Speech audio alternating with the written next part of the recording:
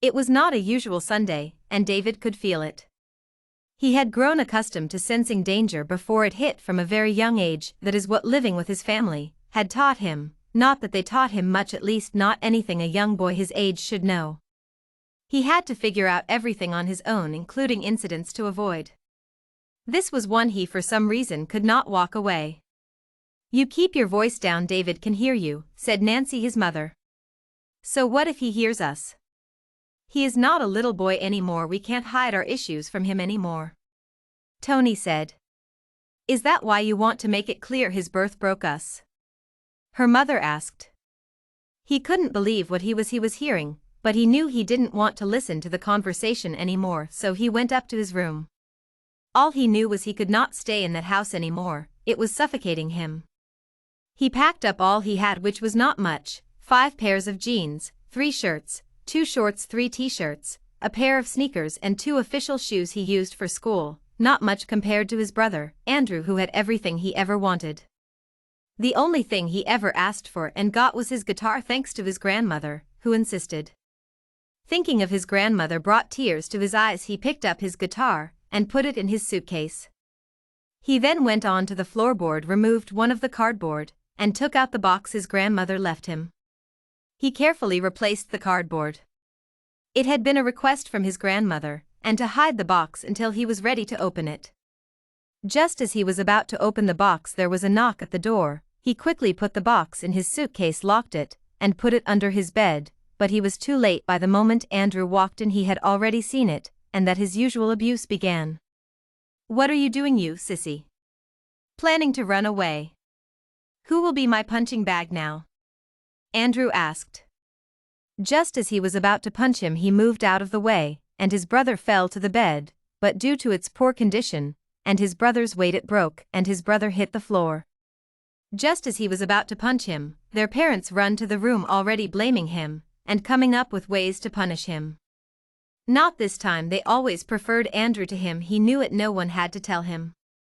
He picked up his suitcase while his brother was still licking his wounds, plotting a way to get back at him, walked out of the room, and out of the house, not to ever return.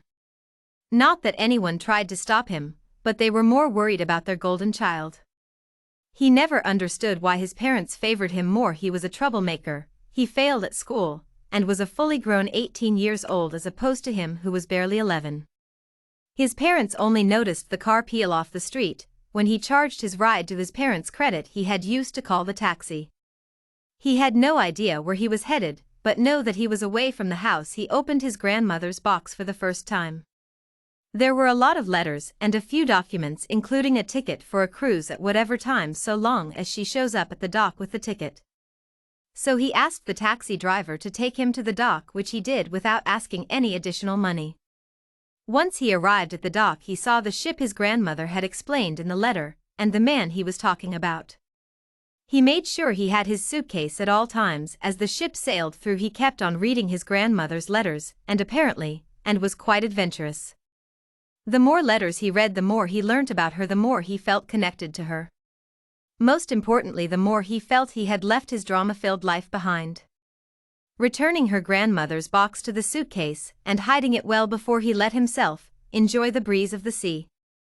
They had been traveling for quite a while after he got on board. He felt his eyes grow heavy and allowed himself to doze off.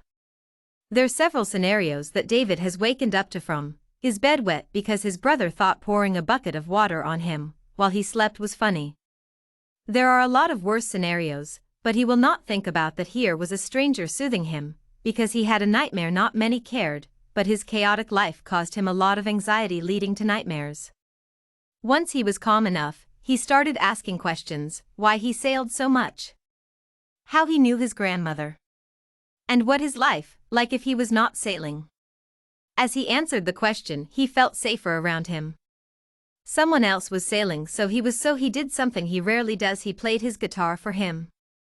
They stopped by a few places, and as the journey continued, David found out a lot more about Anne.